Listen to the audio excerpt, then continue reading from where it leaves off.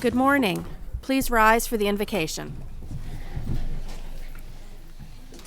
O God, we pray to administer that which is just in all educational policies. Being ever mindful of your guidance, stir us to action with love, wisdom, and understanding. The Pledge of Allegiance. I pledge allegiance to the flag of the United States of America and to the republic for which it stands, one nation, under God, indivisible, with liberty and justice for all.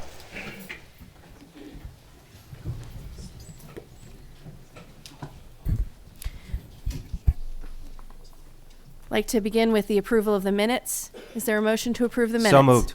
Second. Is there any discussion? All those in favor, raise your hand. Opposed? Motion passes 9-0-0. Next, establish agenda order. I'd like to move to pull 5.01 and 5.02 from the agenda to be revisited in the next board meeting. All right, there's been a motion to remove 5.01 and 5.02. Is there a second? Second. All those in favor? Opposed? Abstentions? Motion passes 9-0-0. For those of you who've signed up to speak on items number 5.01 or 5.02, you may still speak, and you may speak during public participation, which is actually great for you because that comes a lot sooner in the meeting than it would have otherwise. So lucky you. Let's see. Next on our agenda is 2.05, recognitions. Are there any recognitions today, Mrs. Perkins? There are not. Okay, then we'll move on to 2.06, school and community highlights. Mrs. Ritchie. Just want to remind everybody that the 21st Century Education Foundation will be hosting our 7th annual Career Exploration on March the 8th, this Saturday, from 10 to 2. It's a free event. It's an opportunity for students to come and to talk to professionals in current jobs that they would like to learn more about and about what they can be doing now. We're going to have a multitude of different professions there. The FBI will be there, media defense activity, media will be there.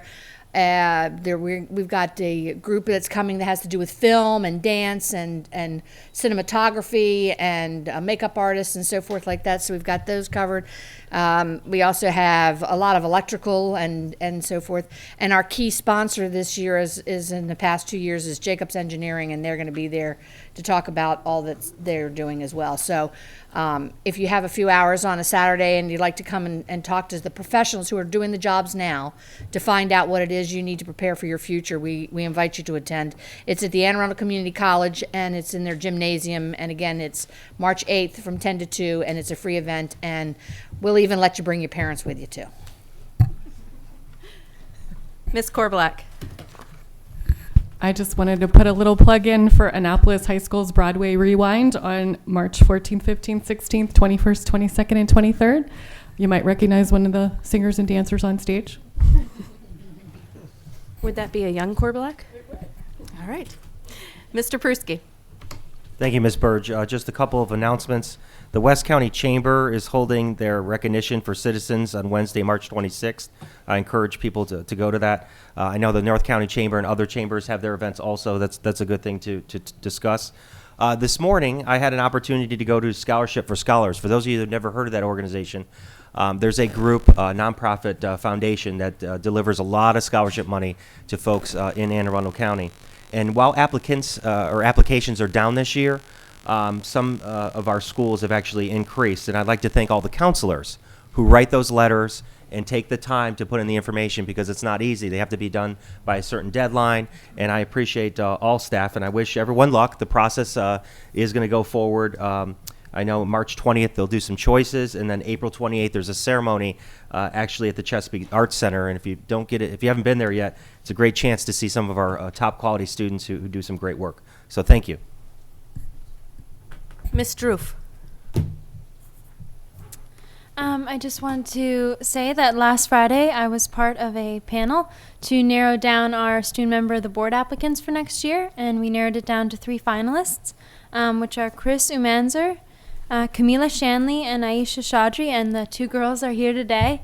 And I just want to congratulate them, and I'm very excited to be part of the process and they're going to have a meeting next week, and it's exciting. I feel like it was just me like 2 months ago. So yeah, that's about it. All right. I don't see anyone else with comments, so we will move on to 2.07, the PVA STEM Advisory Board's report.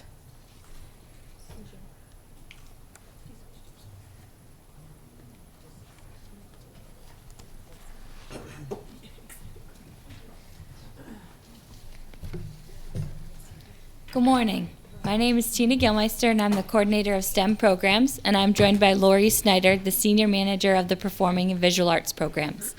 Today, we will be sharing the advisory board reports of the STEM and PVA magnet programs. We have representing the STEM program here today, Dr. Susan Hoban, Associate Director for Academics and Senior Research Scientist with the UMBC Joint Center for Earth Systems Technology, also an Affiliate Associate Professor of Physics. Representing the PVA Magnet Program Advisory Board, we have Stacy Saunders Evans, the Executive Director of Young Audiences. Stacy also serves on the State Fine Arts Advisory Panel and on the board of the Greater Baltimore Cultural Alliance. Now Dr. Hoban will begin.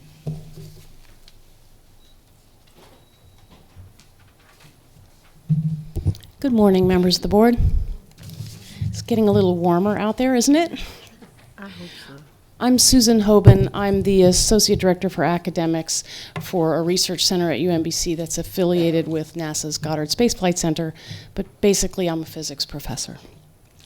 I'm a charter member of the STEM Advisory Board, and I'm here today as an advisory board member to give you an update on our Anne Arundel County Public Schools Science, Technology, Engineering, and Math, the STEM program, and Biomedical and Allied Health and Pre-K programs. I'm also an alum of Anne Arundel County Public Schools, so I have a lot of heart in this activity. In 2008, Anne Arundel County Public Schools launched our STEM program with one high school magnet, the North County High School in Glen Burnie, initially serving approximately 88 ninth grade students. We've expanded greatly from 2008 to today. Our current STEM program has grown to include students in pre-K through 12 with 2 STEM high school magnet programs, a high school biomedical allied health magnet program, the BIMA, our first STEM magnet middle school at Old Mill Middle South, 4 STEM-themed community elementary programs at Woodside, Park, Seven Oaks, and Fort Smallwood elementary schools, and a robust STEM co-curricular program of offerings. Literally, we have thousands of students actively engaged in our STEM programs of choice in Anne Arundel County. You should be very proud of the students, the teachers, and administrators who are engaged in this good work. And you're not the only ones with pride. The hundreds of business partners, industry, higher education volunteers who serve as co-teachers, mentors, internship sponsors, panelists, curriculum overlay writers, fieldwork advisors, etc., are also very personally proud to work alongside the STEM leaders in the new programs. They're allowing me one moment to tell you a vignette of an experience of mine with the county. I've been an educator for 30 years, and for the first 22 years, I worked in an environment where higher ed and K-12 were in parallel universes, and they were always hoping the other one was doing their job and usually complaining that the other one wasn't. All this changed in 2008 with Dr. McMahon's vision for STEM in this county, and since that time, we've been working together and doing amazing things. And this is highlighted by a program that we just concluded at the new Old Mill Middle South Magnet program. My team, which comprises myself, a college professor, a postdoctoral student, that's someone who's just received their doctorate degree, a graduate student, 2 undergraduates, and a high school student, worked with the teachers and staff at Old Mill Middle South, and we brought advanced robotics to 100 middle school students over the past 6 weeks. We're not building robots out of Lego kits. We're building robotics from scratch, from parts with electronics that can go up in smoke, and computer programs where they need to understand the logic behind what's going on. We are doing things in the STEM program at middle school that many students don't get to until they're in college. So I'm very proud of this, and if there's anyone who would like to talk to me afterwards, please see me. This activity was funded by a grant to UMBC from NASA and through the Anne Arundel County Public Schools STEM program. This fall, families across the county embraced Anne Arundel County Public Schools programs of choice options, resulting in over 1,150 applications for the STEM and BEMA magnet programs at the middle and high school levels. We have a growing enthusiasm across the county, with over 37% of the 1,100 plus STEM applications submitted by students from underserved minority groups, which is better than the diversity in the county as a whole. Our numbers grow, and with them grows the diversity and the excitement of our STEM-engaged students. With that, I will give you Stacy, who will now share data on the PBA programs. Good morning. Stacy Sanders Evans, Executive Director of Young Audiences Arts for Learning. This is an organization that was founded in Maryland in 1950 and has since become the largest arts and education network in the United States, and we love our partnership with Anne Arundel County Public Schools. So let me tell you what we're doing. In 2009, Anne Arundel County Public Schools launched the Performing and Visual Arts Magnet Program with one middle school, Wiley H. Bates in Annapolis, serving approximately 80 5th and 6th grade students. Today, the PVA program has expanded to include students in grades 6 through 8th at Wiley H. Bates and Brooklyn Park Middle schools, where 592 students study visual arts, creative writing, dance, instrumental, and vocal music. Arts integration continues to be a key strategy utilized by 2 PVA middle schools for infusing arts instruction into core academic courses. And Young Audiences last year partnered with 66 schools in Anne Arundel County. Our teaching artists worked with 18,500 students, providing over 20,000 hours of arts and arts integrated learning. This included 14 artist in residence programs and 33 teacher professional development programs.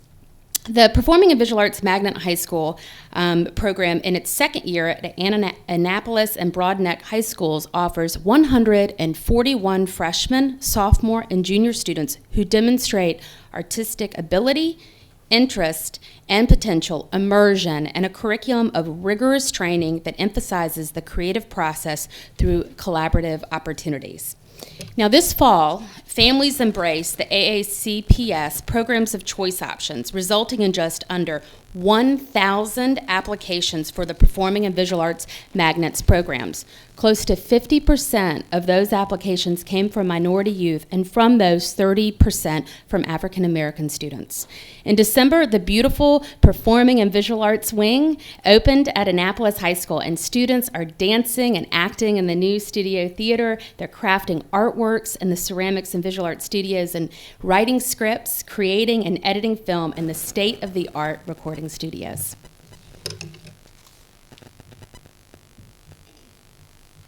Thank you, Stacy and Susan, for the overview and data points regarding our latest magnet applications. And now they're going to highlight the incredible accomplishments of students in the PVA and STEM magnet programs. This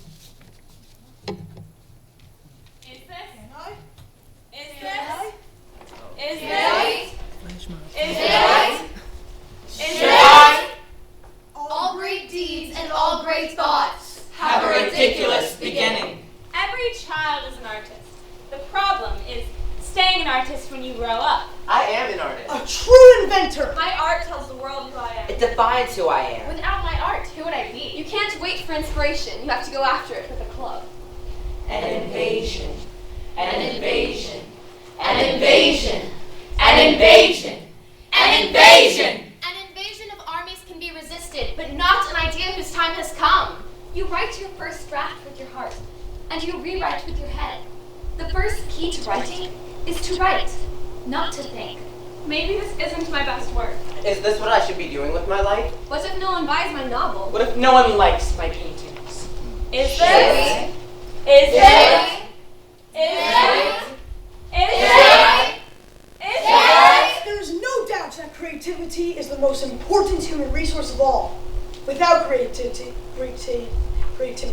there will be no progress, and we'd forever be repeating the same patterns. There is no doubt. There is no doubt. There is no doubt. There is no doubt. There is no doubt. Silence! Behind all creation is silence. Silence is the essential condition, the vital ingredient for all creation and all that is created. Silence has a power in its own right. The artist starts with a blank canvas. Silence. The composer, between and behind the notes. Silence. The very ground of your being, out of which comes all your thoughts. Silence. If you hear a voice within you say you cannot paint, then by all means paint, and that voice will be silenced. You're right. This is my passion. Someone will buy my novel. My art is beautiful. Daring ideas are like chessmen moved forward. They may be beaten, but they may start a winning game. There's no use trying, said Alice. One can't believe impossible things. I dare say you haven't had much practice, said the Queen. When I was your age, I used to do it for half an hour a day. Why, sometimes I believed as many as 6 impossible things before breakfast. Is it? Creativity is seeing something that doesn't exist already. You need to find out how to bring it into being, and that way be a playmate with God. Creativity is an inner turmoil. It is taking the most exciting part of yourself and sharing it with the world. Genius is having the bravery to do it well. Creativity is the embodiment of our beliefs, fears, wants, attributes, and personality mushed together by our inner demons until they are presented to the natural world. Creativity is not knowing what to do, but doing it anyway. Creativity is seeing the pigments when all the world seems colorblind. Creativity can solve almost any problem. The creative act, the defeat of habit by originality, overcomes everything. Around here, however... In this great world of ours... Around here, however... In this great nation of ours... Around here, however... In the great state of Maryland... Around here, however... In performing and visual arts magnet programs... Around here, however, we don't look backwards for very long. We keep moving forward, opening up new doors and doing new things. Because we're curious. And curiosity keeps leading us down new paths.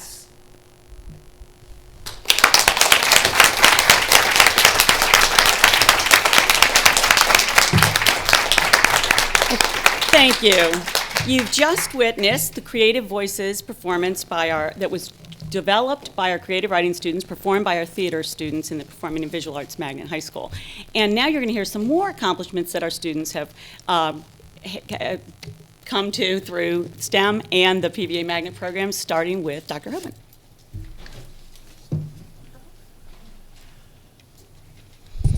Wow, I'm overcome. As you just saw with our ausgezeichnet PVA performers, and by the way, if you don't know what ausgezeichnet means, you should have been at the STEM German immersion session last Saturday at North County High School, where there were high school students, middle school students, UMBC students, Go Dogs, and people from the Goethe Institute for all day in German, all day in STEM. It was the first activity like this in the county and the only one in the state of Maryland. So as you just saw with our ausgezeichnet PVA performers, creativity abounds in Anne Arundel County Public Schools STEM classrooms, clubs, and online learning venues. STEM and BEMA magnet curricula and programs offer rigorous opportunities that emphasize immersive STEM experiences like the German Immersion Day, including high-level project-based challenges, community challenges, field experiences, job shadows like at UMBC, mentorships, intern placements, and research capstone experiences for high school students. Problem/project/challenge-based learning, Socratic dialogue, and meaningful technology integration are the key instructional methodologies that are utilized and highlighted by STEM and BEMA programs at all grade levels. STEM co-curricular programs outside of the classroom continue to expand and are now offered to all schools in Anne Arundel County. Each year, thousands of our Anne Arundel County Public School students engage in these clubs and competitions, whether it's FIRST Robotics, Sea Perch, 24 Game, Mesa Engineering, or NASA's Best Engineering. Our Anne Arundel County Public School students do us proud with their creativity, their skills, their workmanship, their scholarship, their sportsmanship, and their persistence. Persistence has been shown in the literature to be the thing that our students in the nation are lacking. And in Anne Arundel County, we have persistence in abundance. Often they return victors from local, regional, and national competitions. In addition to club-based successes of individual STEM students and teams, we also have seen students with the following academic awards over this past year. First, second, third, and fourth places in the state and national Future Business Leaders of America Awards in entrepreneurship, web development, and professional presenting. Perhaps I could use some practice with that. Second place in the Siemens Corporation National We Can Change the World contest, and first place in the Verizon National App Challenge. We, that's pre-K to 12 to 20 educators, business professionals, community stakeholders are working together, and we are readying our students in Anne Arundel County for the STEM workforce of the 21st century. On the horizon is the challenge to scale our successes to include more students, eventually all AACPS students, in our many STEM engagement opportunities. America's future is in their hands. Thank you. So, creative performances, such as the one performed here by the PVA theater students, are the hallmark of the PVA Magnet program. And this is just one of 70 exhibits, events, and performances that the PVA students have been a part of this year. While it is unusual for a program such as this in its infancy to have students performing and receiving accolades on the local and regional level, it really is almost unheard of to receive state and national recognition at this stage. You have a handout with an expansive list of exemplary accomplishments of our students in the PVA Magnet program, and I just want to highlight 5 amazing state and national recognitions. First, the Crayola Expo nomination for artwork that is competing to be on permanent display at the United States Department of Education in Washington, D.C. National finalist for Photographers Forum Best of High School and College. National Honorable Mention Young Arts Photography Award, 1 of 11,000 applications. Annapolis Broadneck PVA high school students collaboratively created an art installation in response to the film documentary Chasing Ice. They have been invited by Campaign Cleaner Power Brighter Maryland to meet with Maryland state legislators to discuss environmental issues. And Wiley H. Bass Middle School is the only national recipient of the 2013 College Board Award for Excellence and Innovation in the Art. It is a tribute to you that even in tough economic times, you have the vision to support an arts magnet program of this caliber. Thank you so much.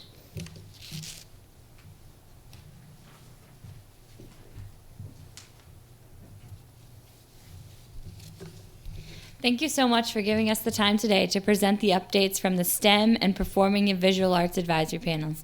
We will now be available for questions if needed. Ms. Korbelak.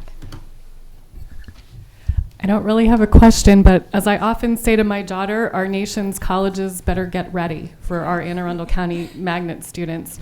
The students have really grown and been challenged beyond what I even see our freshmen and sophomores in college doing. So thank you and well done. Ms. Ritchie.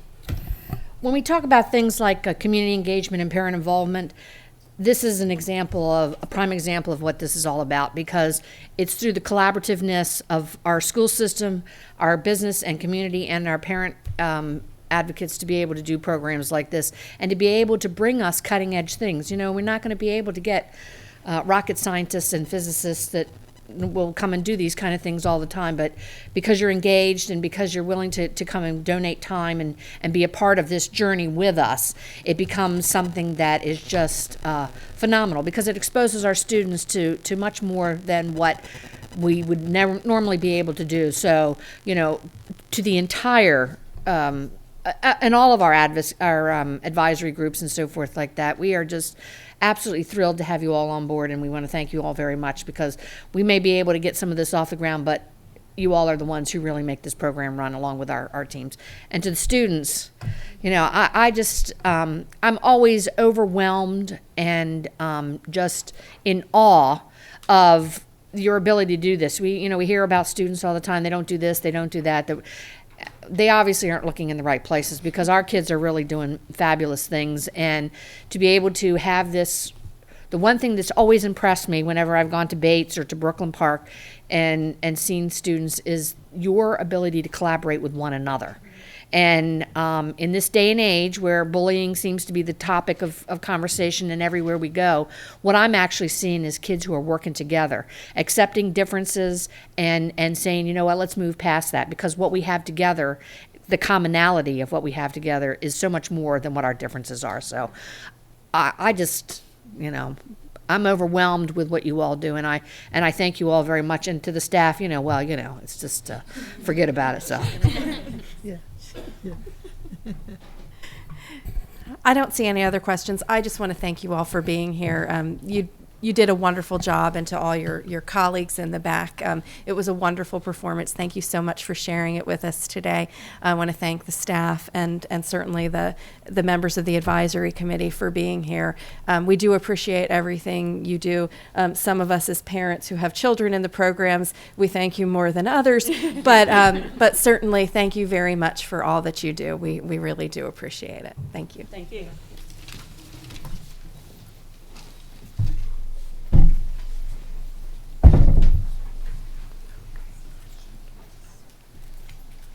The next item on the agenda is public participation. Public testimony will be allowed for items not on the agenda during the public participation portion of the meeting. Anyone wishing to speak on an item not on today's agenda may offer testimony during this public participation portion. Speakers will be allotted 3 minutes each. Student-specific and personnel matters are confidential and cannot be discussed in this forum. For the record, please give your name before speaking, and handouts should be given to the board assistant. I will call those who have completed cards first, grouped by subject matter, and others who wish to speak may then come forward, and you may either stand at the podium or speak from the chairs, whichever you prefer.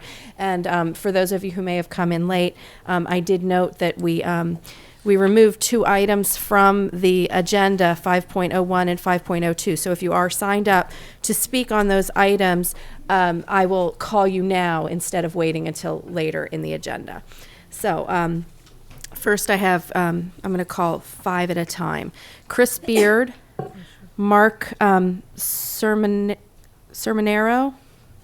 Larry Eberhard, Margot Sermonero, and Chris Trikoikis. Yes. Did I do it? Yeah, you got it. Excellent. All right.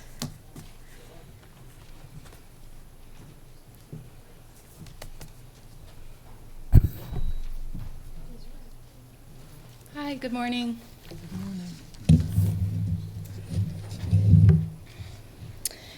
I just wanted to start by, my name is Margot Sermonero.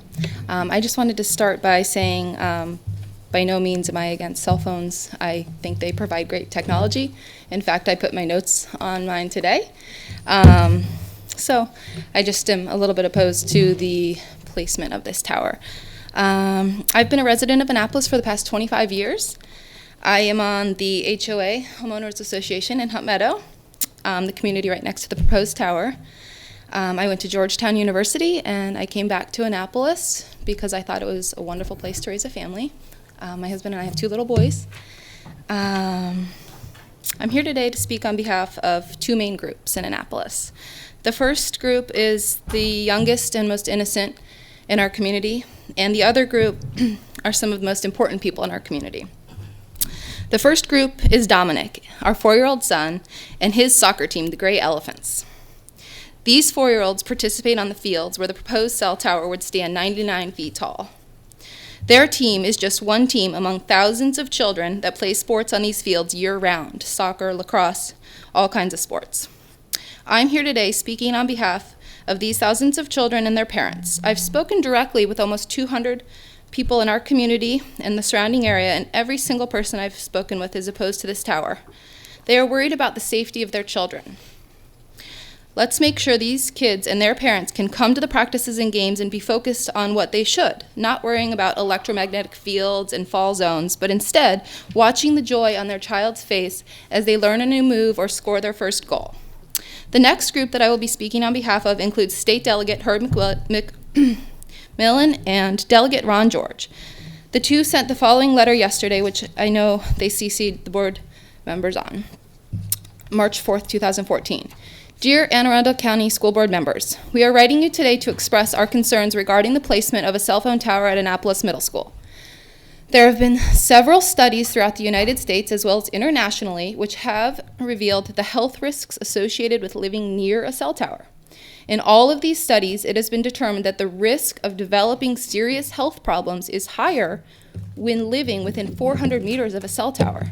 Babies and children are particularly sensitive to the effects of radio frequency radiation. For these reasons, it is particularly important to give proper notice to the residents of neighborhoods surrounding the proposed cell tower of Annapolis Middle School. Unfortunately, that has not occurred. The neighborhoods adjacent to the proposed cell tower were not properly or adequately notified by Milestone Communications. For example, only 200 letters were mailed informing residents of the cell tower proposal, yet the Hunt Meadow neighborhood, which borders the proposed tower, has over 400 homes. Additionally, the Hunt Meadow homeowners were not notified in a timely fashion. Thank you very much. Sincerely, the two delegates. Thank you.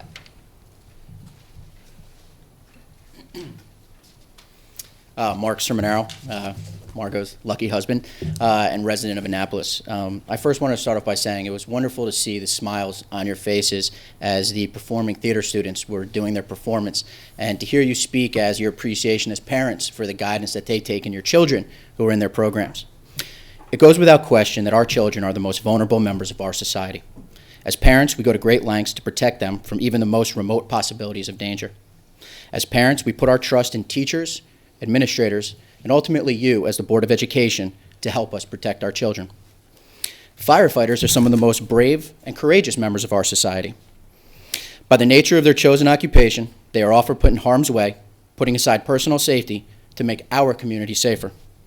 In researching the issue over the safety of cell phone towers, it was interesting to see that the International Association of Firefighters opposes the use of fire stations as base stations for towers and/or antennas. They noted, fire stations across the United States are being sought by wireless companies as base stations for the antennas and towers for the conduction of cell phone transmissions. Sounds like a familiar scenario.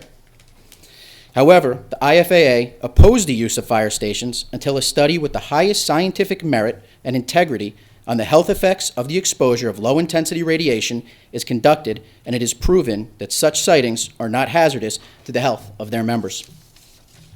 So firefighters, the brave men and women who rush into burning buildings to save helpless victims, people who are experts in the safety of our community, are stating that they oppose towers at their stations because they fear it is putting them in danger.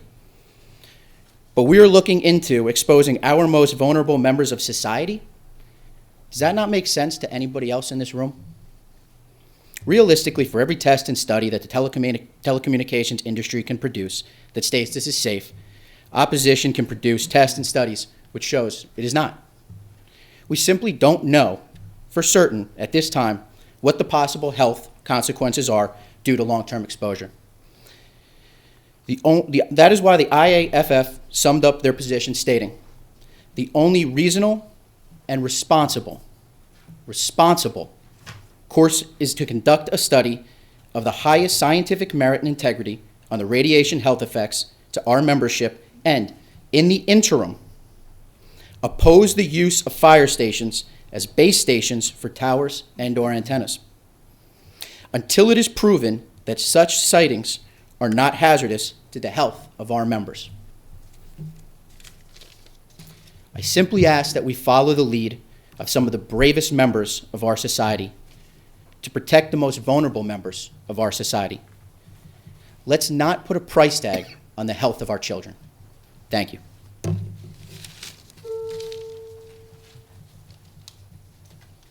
Hi, my name is Laurie Eberhard. I was listed as Larry Eberhard, so I apologize for the change. I've been a resident of Hunt Meadow since '05. My mother has been there since 1990.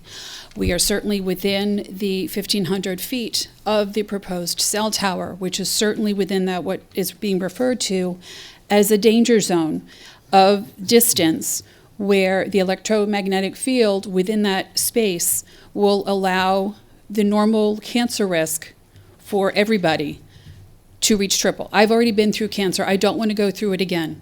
I'm not a mom, but I do know that the kids in our neighborhood, these are our future, these beautiful kids have such a potential, and who are we to say no?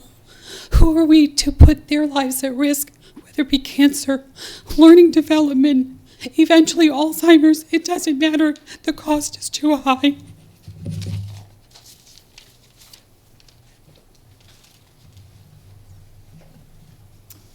Hi, good morning.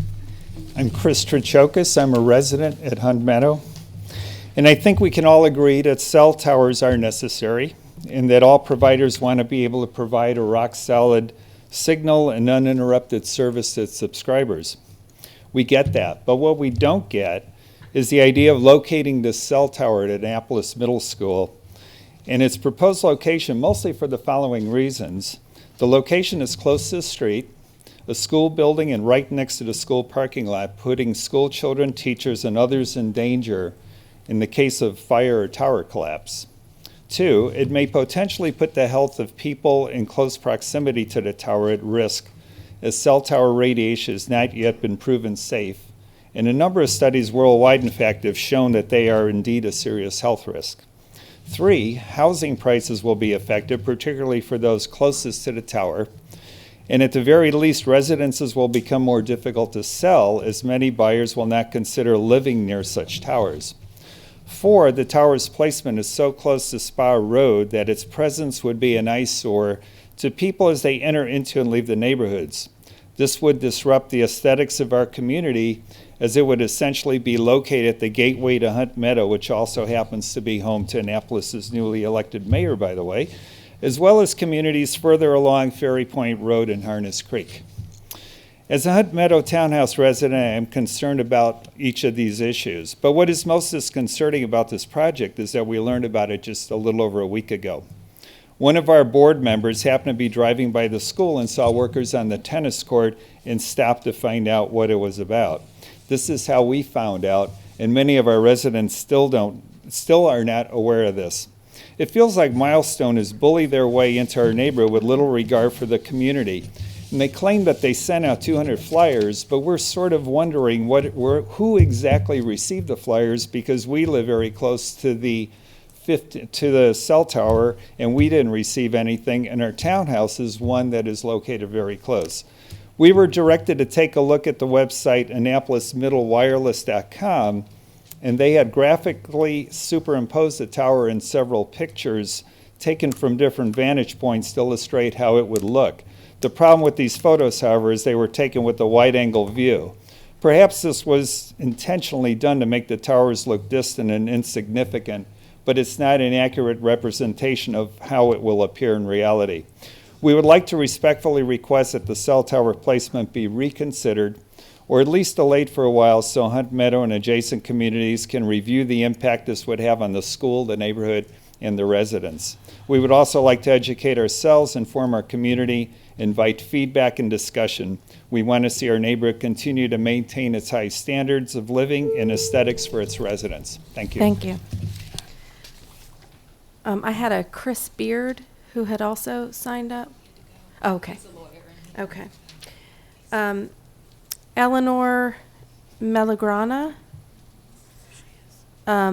Leah Meyer, Jennifer Beers, Sarah Henson, and Colleen Kraus.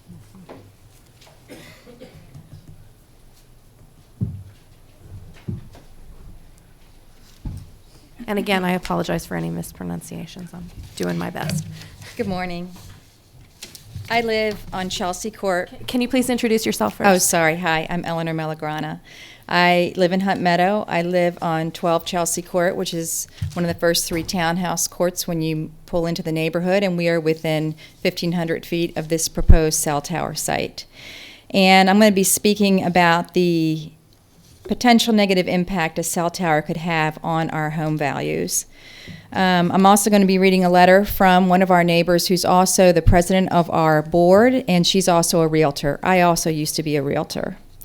So the Appraisal Institute, which is the largest global membership for appraisers, educated its members that a cell tower should, in fact, cause a decrease in home values.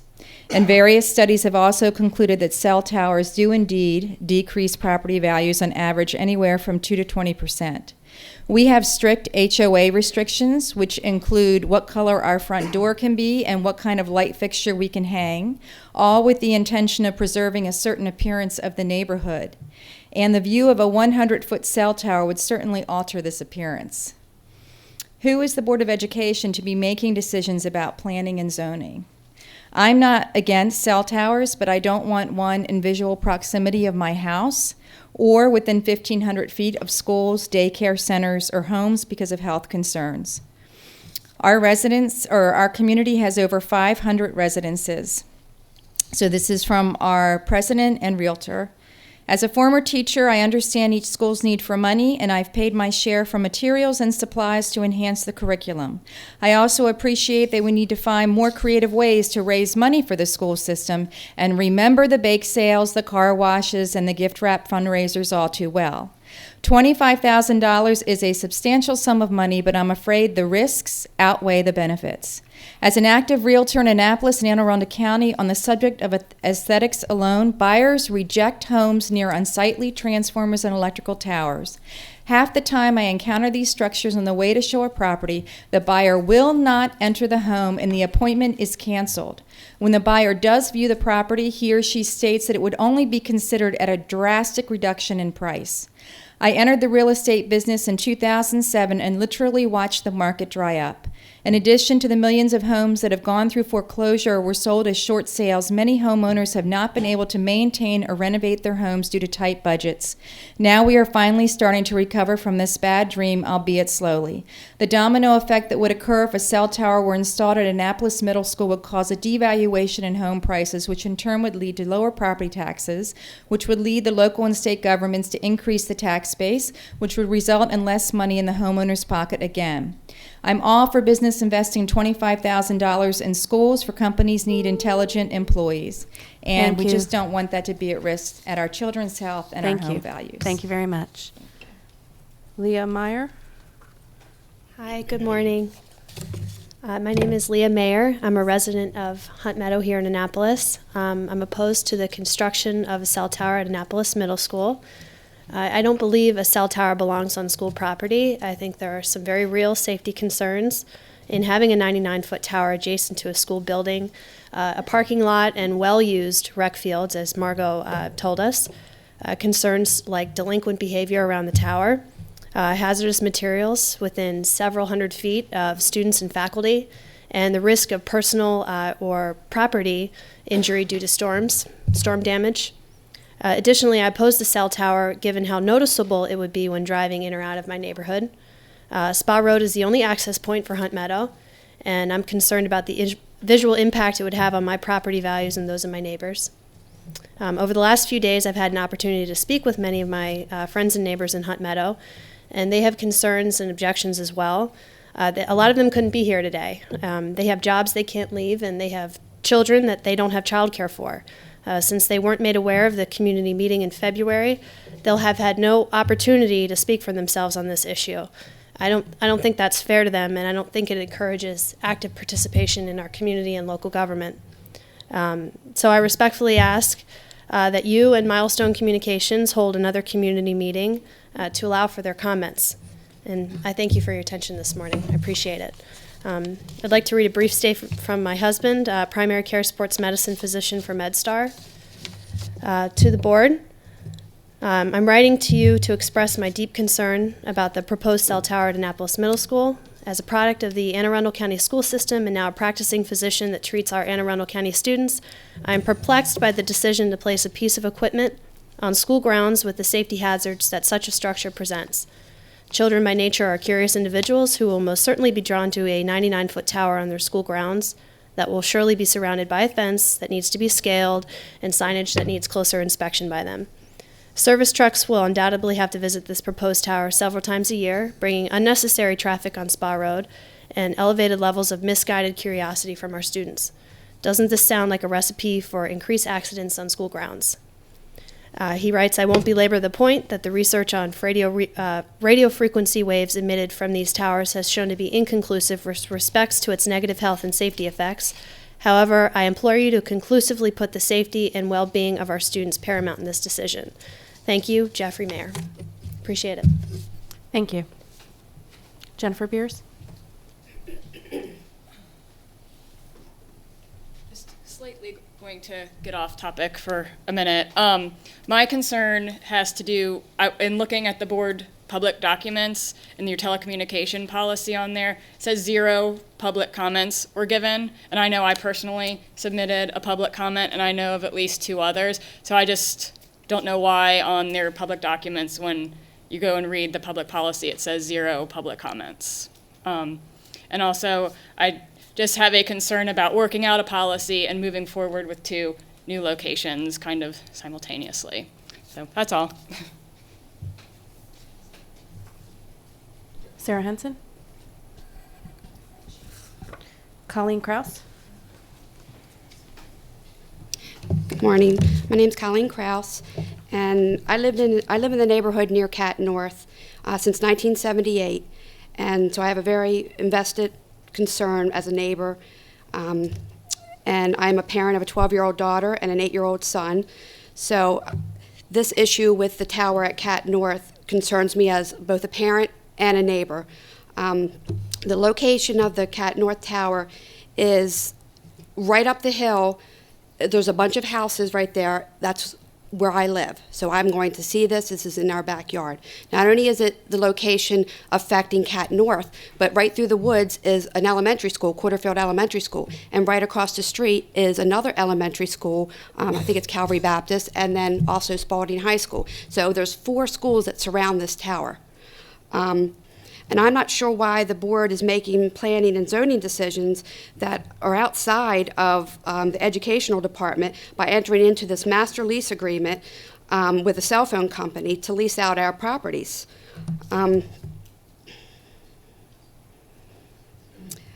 Sorry. Your decision is going to affect me, my neighbors, and the students and the teachers that work there at the school, and it will also lower our property values, ruin our peaceful view, and hurt our safety and health. You are selling our school properties for profit with no concern for the students and teachers that work there and are there on a daily basis, or for the neighbors that surround these schools. Our schools are for the students to have a safe and healthy place to expand their knowledge. It is not for profit to the highest bidder. The tower at Cat North is literally in the neighbors surrounding the school's backyards. This is not your job. You are putting the wonderful students that they've already left, but the ones that you saw perform today, at a health and safety risks. So I'm here today to ask you to please stop the installation of these cell phone towers on school properties. I'm not against cell phones either. I have a cell phone.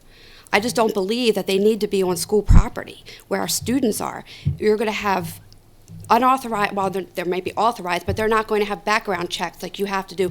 Me as a parent, when I go to my kid's school, I have to give them my driver's license and have a background check just to go on a field trip. But these people they're going to have contractors coming in and out of this place for the school, the maintenance of these cell phone towers, which I have a real concern about. I don't know these people.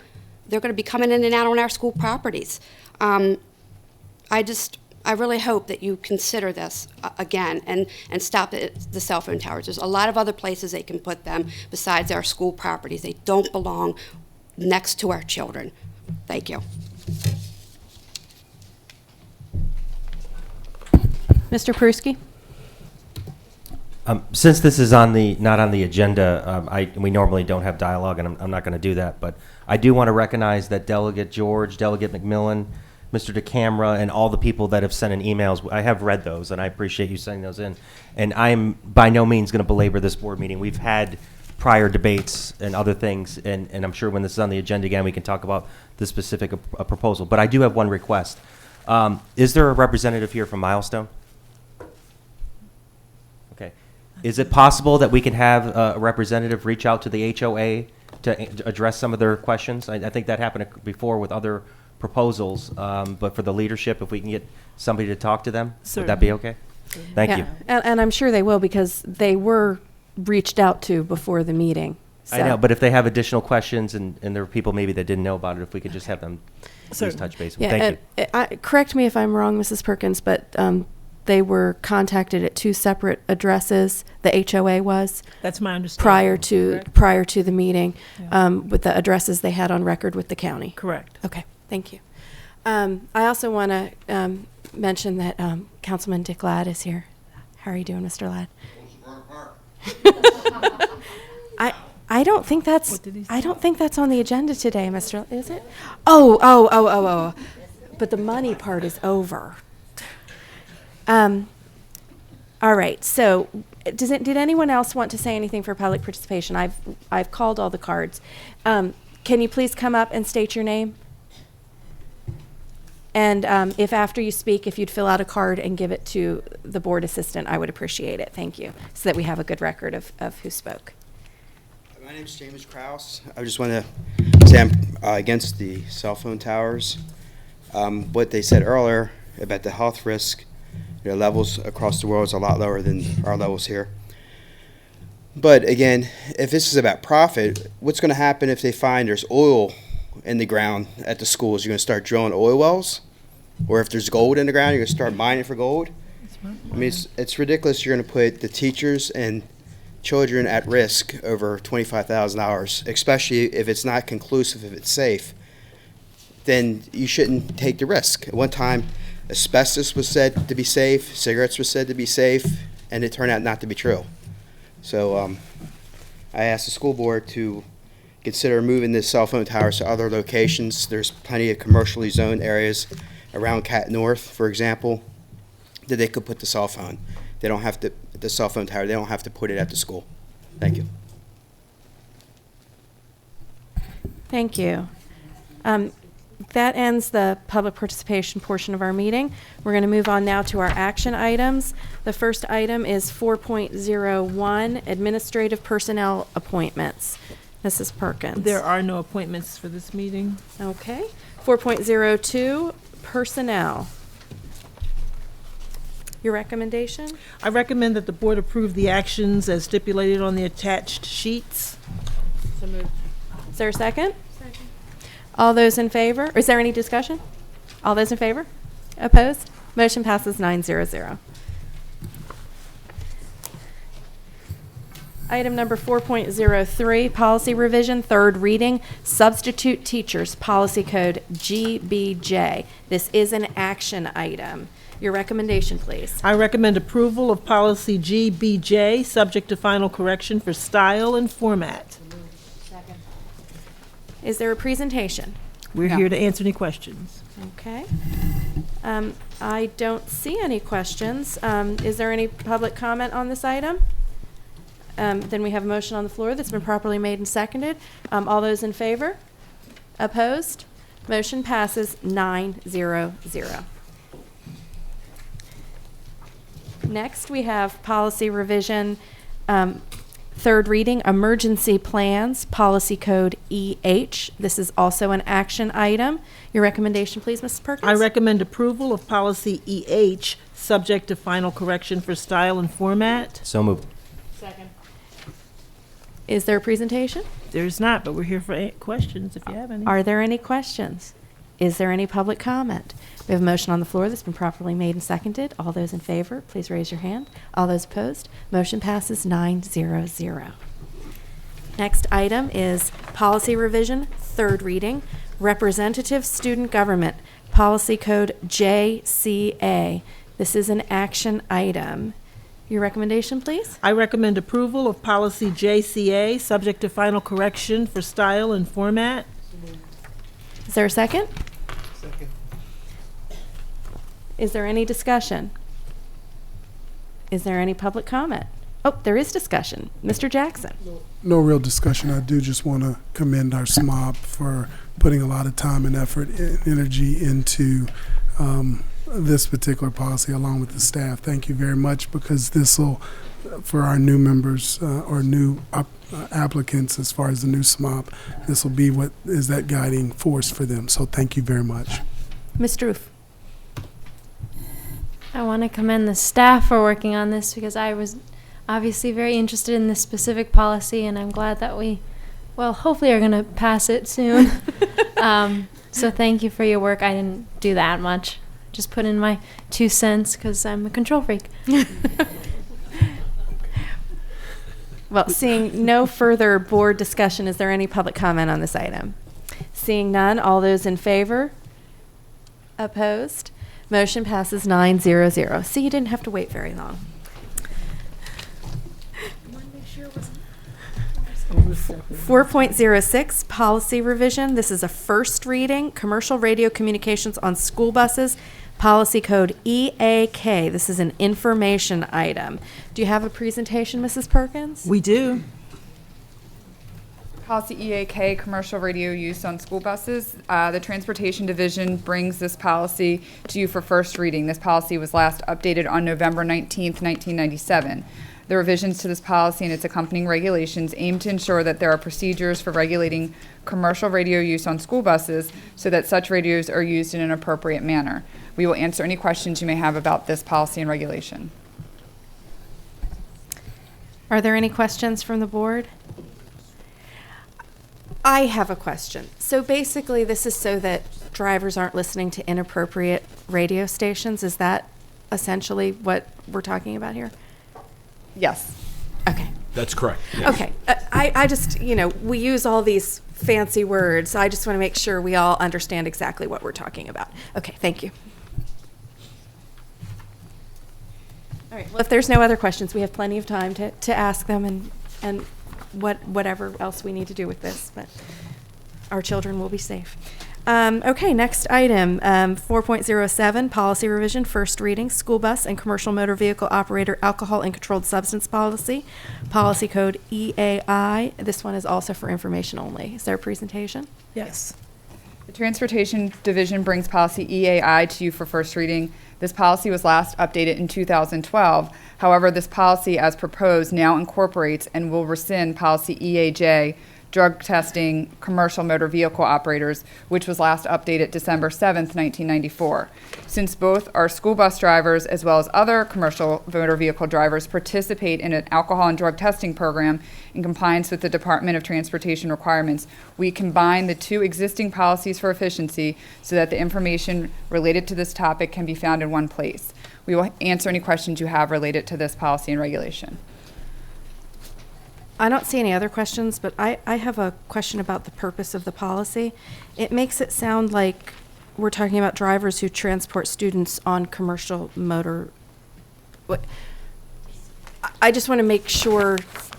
So we're talking about school bus drivers are, and correct me if I get out of line. Are commercial motor vehicle drivers. Correct. And so we're talking about both school bus drivers as well as other drivers who are under our domain that may not be driving a bus, but another mode of transportation that would be transporting children. Okay, but your purpose doesn't include anyone except people who transport students on school buses. It only says all drivers who transport students on school buses, including commercial motor vehicle drivers, but that would only be commercial motor vehicle drivers who transport students on school buses. I think say as well as. Yes, I think Yeah. you need to broaden it. Okay. Thank you. Thank you. Too much time drafting bills. Sorry. That's good. That's good. You're good. Ms. Roof? As far as I can tell, we don't address the process for random testing, and maybe that's just because it's random. But I was wondering if if we're going to put something in there, if it would be necessary to include a little portion about that part, because we do include something about post-accident testing. So maybe just something that quickly highlighted how that would happen. So I would assume that would probably be the piece people would be most uncomfortable with. Right. So we adopt the federal prescribed guidelines for random testing. So I don't know. Basically, we tried to convey that through saying that in compliance with DOT and COMAR, that we must participate in what they prescribe for random testing. So then then people can look on the COMAR regulations and figure out how that would work. That's how it would exist now, I think. Okay. Okay. Okay, are there any other questions on this item? All right. Thank you very much. And we will ask you more if we have any more. Thank you. 4.08, policy adoption, first reading, financial fraud and abuse, policy code DK. This is for information only. The Deputy Superintendent and the Chief Operating Officer are bringing you this new policy, DK, Financial Fraud and Abuse. This policy and regulation explains our internal procedures to ensure that there are sound system controls to report, detect, and prevent financial fraud, waste, and abuse. We'll answer any questions you have about this policy and regulation. Are there any questions from the board? Seeing none, we will move on. Next on the agenda is item 4.09, items of legislation. This is an information action item. Is there a motion to move the entire package from information to action? So moved. Second. All those in favor? Opposed? Motion passes 9-0-0. We now have an action item, which we will go through bill by bill. Thank you. Starting with HB 639, this is the Task Force on Community Partners School-Based Mental Health. This task force shall make recommendations regarding policy initiatives to promote the expansion of community partner school-based mental health programs in the state. We're recommending that you support this with amendments. We think that the task force is worthy, but we think that there should be an added representative from the Maryland Association of Boards of Education, as well as a representative of the Public School Superintendents Association of Maryland. Additionally, as with any task force, we would like them to include discussion regarding any capital improvements or operating funds that may be implicated by any recommendations that they make. So we're asking you support with amendments for those reasons. Second. Is there any discussion? All those in favor of supporting the superintendent's recommendation? Opposed? Abstentions? Motion passes 8-0-1. Okay. House Bill 658, Public Information Act, State Public Information Act Compliance Board establishment. This bill would establish a compliance board to provide opinions on compliance with the Public Information Act and hear complaints from requesters who believe they have been wrongly denied inspection of documents or overcharged for documents that they received. We're asking that you oppose this bill. Essentially, this legislation really just adds another layer of bureaucracy. Individuals that have the complaints that I just stated can go through the Attorney General's office and then can appeal to the circuit court if they're unhappy with the answer they've received from the Attorney General's office. So we feel that this bill is duplicative and unnecessary, and for those reasons we ask that you oppose this bill. So moved. Second. Any discussion? All those in favor? Opposed? Motion passes 9-0-0. House Bill 1154, Public Schools Parent Consent and Student Privacy. This bill requires all school systems to notify in writing each student and parent of each student enrolled in the school that is collecting any sort of student data. The notice has to indicate the type of student data collected and whether it will be stored in the Maryland Longitudinal Data System. Additionally, and most problematic about this bill, is that this bill would permit parents and guardians to have their students opt out of testing that would that data would be contributed to the Maryland Longitudinal Data System. We certainly feel that this bill would impose upon our accountability measures for the district to figure out what we're doing data-wise.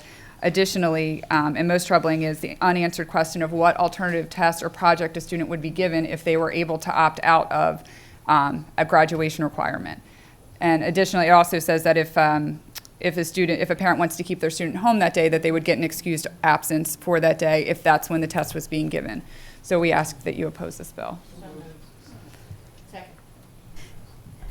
Is there any discussion on this item? All those in favor of the superintendent's recommendation? All those opposed? Abstentions? Motion passes 8-0-1. House Bill 1172, Maryland Capital Consolidated Bond Loan of 2013, Anne Arundel County, Southern Middle School and Southern High School improvements. This bill would amend the 2013 Consolidated Capital Bond Loan to extend the life of the existing grant out to June 1st, 2016, giving Southern Middle School and Southern High School additional time to complete their emergency generator improvement projects. We ask that you support this bill. The time extension afforded by this bill would allow Anne Arundel County government additional time to appropriate the requisite matching funds and AACPS to plan and execute the capital project. This bill would preserve the viability of the existing $100,000 state grant that the school system received last year. Is there any discussion? All those in favor? Opposed? Motion passes 9-0-0. HB 1181, SB 1066, the Fairness and Negotiations Act, sunset repeal. This bill speaks to the Public School Labor Relations Board, which was established in 2010, which we did oppose as a board at that time. The law is slated to sunset next June 30th, 2015. This bill would essentially repeal that termination date a year early and provide permanent authorization of this board. We do have significant concerns about this board's operations, its compliance with the Open Meetings Act, and also its inability to timely get back decisions, which was one of the reasons that the board was established. So for those reasons, among others, we're asking that you oppose this bill. Is there any discussion? All those in favor of the superintendent's recommendation? All those opposed? Abstentions? Motion passes 8-0-1. Okay, House Bill 1300, Special Education Visually Impaired Students Orientation and Mobility Evaluation. This bill requires every student who is visually impaired to have a formal orientation and mobility evaluation by a certified orientation and mobility specialist. It would also require a reevaluation of a child who is visually impaired for an IEP to include an evaluation of the child's orientation and mobility skills to determine the level of support that is needed from a certified orientation and mobility specialist. Currently, this is not a practice that Anne Arundel County Public Schools does. We do not do these evaluations for every student. If we were to be forced to do that, it would have a significant fiscal impact. We only have one O&M specialist, and we would not be able to keep up with the demand of this work. Finding certified O&M specialists is very difficult, as there are no university programs in Maryland that certify through this program. Additionally, this requirement is in opposition to the IEP team decision-making process, as it mandates a evaluation on every student, regardless of their ability to even can participate in the type of evaluation that they're being asked to do. And so for those reasons, we're asking that you oppose this bill. Mr. Jackson. Thank you, ma'am. Just one question. We have one O&M specialist. How many students are we doing this for? You say we don't do them for all of our students. Unfortunately, I don't have that information, and I don't see Ms. Talar in the crowd, so I can certainly get that for you, but I don't know. Okay. If you could, I'd appreciate it. Sure. Thank you, ma'am. Are there any other questions? Okay. We have a motion on the floor. It's been properly made and seconded. All those in favor of supporting the superintendent's opposed position, please raise your hand. Opposed? Motion passes 8-1-0. House, let me just make sure I'm in the right place. Yeah. House Bill 1332, Task Force to Study Sports Injuries in High School Female Athletes. This task force would review the nature and risk of sports injuries incurred by high school female athletes, report on the rates of the sports injuries, and make recommendations for protocols and safety enhancements to reduce the amount of female sports injuries that occur at the high school level. We ask that you support this information. We feel that important information could be obtained from this task force to ensure the safety of our student female athletes. Second. Is there any discussion? All those in favor? Opposed? Motion passes 9-0. Well, you actually didn't, I didn't vote yes. Oh, I'm sorry. You didn't ask for abstain. Oh, I'm sorry. That's Abstentions. okay. Yeah. Oh, 8-0-1. Sorry. 8-0-1. House Bill 1340, Education Calculation of State Appropriations, Information Transparency in Budget Books. This bill seeks to require school systems to report in their budget books itemized state revenue streams from each state funding formula. The bill also requires that each LEA display the data and the source of said data that state utilizes to calculate the state's share of any appropriation, and it requires the school system to report differences between what state funding a school system actually received versus what was calculated under various state funding formulas. We ask that you oppose this bill because of that second requirement that I just discussed, because it's basically asking the local school system to look at different state formulas and make calculations. However, we don't have the information of what different state calculations the state may want to do, and we feel like that's properly a calculation made by the state and not the local. The rest of the bill we are already in compliance with as far as the funding stream. So really the issue is here, we don't have the knowledge to provide the information that this bill would ask us to provide. So moved. Okay, all those in favor? Opposed? Abstentions? Motion passes 900. Senate Bill 726, Education State Funding, Operating and Capital Funds. This bill would expand the application of the Geographic Cost of Education Index, the GCEI adjustment, beyond the traditional state sharing of the operating budget. It would expand it onto the capital improvement program. Essentially, we're asking you to support this bill because this bill recognizes that there's a different cost of doing business across the state, and so it takes that idea from the operating budget and applies it to the capital budget as well. We would stand to gain additional funds if this bill were passed. Is there any discussion? All those in favor? Opposed? Abstentions? Motion passes 900. Senate Bill 933, Public School Employees Service or Representation Fees, Local Discretion. This bill would make the service or representation fees for public school employees a permissive subject of bargaining rather than a mandatory topic of bargaining. We ask that you support this bill. This would give local school systems autonomy to decide whether or not they wanted to negotiate this item so that they could make decisions based on the labor relations climates in their specific jurisdictions rather than being forced to do so by the law. Is there any discussion? All those in favor? All those opposed? Abstentions? Motion passes 810. We're here to answer any other questions you may have about Section 2 or 3, but we're not asking you to take action at this time. Section 2 are recommended no position, and Section 3 are bills that are already covered by your legislative platform that was previously approved by this board. Okay. I don't see any other questions from the board, so I believe we are done with that. Thank you very much. Our next item on the agenda is 4.10, Jacobsville Elementary School Kindergarten Edition, Design Development.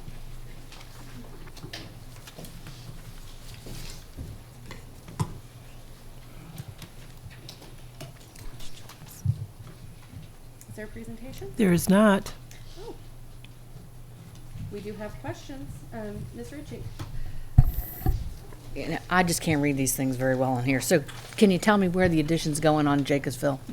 Since I'm slightly familiar with the building. It's going on the, Larry Albert, Supervisor of Planning, Design, and Construction. It's going on the rear of the building. Okay. That's what I thought. I just couldn't make it out on there, and I was like trying to orient the paper, and it's really hard when you turn your tablet because then everything turns with it, so I can't turn it upside down. Are there any other questions about this item? Okay, we're moving this from information to action. Do I have a motion to move this item from information to action? So moved. Second. All those in favor? Opposed? Motion passes 900. We now have an action item. Your recommendation, please. I recommend approval of the Jacobsville Elementary School Kindergarten Edition, Design Development. And are there any, is there a motion to? So moved. Are there any other questions about this item? Seeing none, is there any public testimony on this item? We have a motion on the floor that's been properly made and seconded. All those in favor?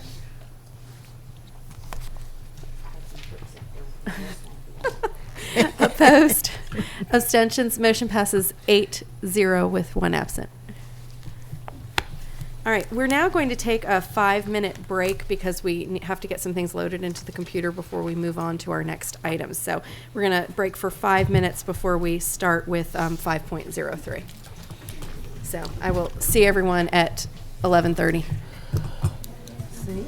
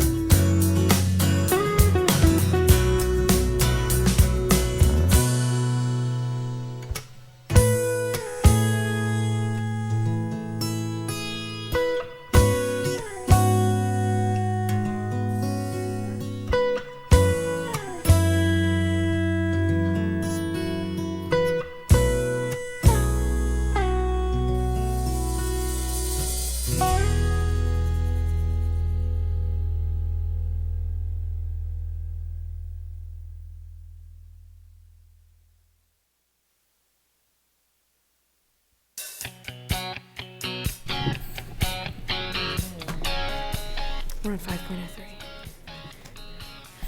Okay, I'm going to call the meeting back to order. We're going to move on to review items now.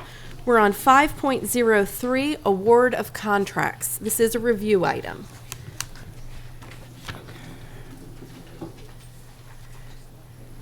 Is there a presentation on this? No. No? Are there any questions on the contracts? It does not appear that there are any questions on the contracts. So we will move on to 5.04, survey results, school start times. Again, this is a review item. And I do believe there is a presentation. There is. We have a little bit of information just to give you an update on where we are, correct? Correct. Good morning. For the record, I'm George Arlo, Chief of Staff. At the board's request, we were asked to present to you and close the loop with regard to the survey that was requested. If you'll remember, on December 18th, at your regularly scheduled board meeting, the board had asked the superintendent to create a chart of the school's start and end times that reflected a 13-minute shift forward from their current times. Additionally, the Board of Education asked the superintendent to post this chart on the ACPS website along with a brief online survey asking constituents of their opinions of changing the start and end times of their schools as reflected in that chart. The window for the public access to the survey opened on December 20th and closed just recently on February 4th, 2014. The survey response data was shared with members of the board. You have that packet in front of you. Respondents were also given an opportunity to make unstructured comments in the survey, which generated 7,555 responses, totaling 366 pages. You do not have those in front of you. All of the data and responses to the survey have been turned over to the Start Times Task Force for their review and analysis. Additionally, the data and responses to the survey have been posted on the AACPS website, and they went live as of this morning. So there is now a button on the front page of our website on school start times where everybody can access the data, the charts that you have in front of you, as well as if they'd like to go through all 366 pages of comments. In closing, and just in sharing a single data point, as you could see from the response to the data, when asked if they would like for school start time hours to change, and this is the entire group, not broken down by elementary, middle, or high, or alternative school, the entire group, in 13 minutes for the 2014-15 school year, 7,389 responses were received. 49% answered yes, while 51% answered no. As you well know, the rest of the data is broken down by the type of school that their child goes to or that they answered questions to.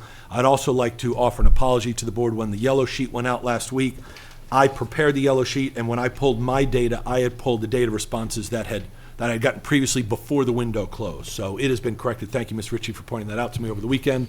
And so I stand corrected. I apologize for that. I do have a question. I want to make sure. So the 49% and 51%, those are unique responses, because I know some people may have answered under several spots because they might have a child in elementary school, they might have a child in middle school and high school. Under the 49% and 51%, you would not have counted those answers more than once. Is that correct? Yes. Okay, thank you. Mr. Pruski.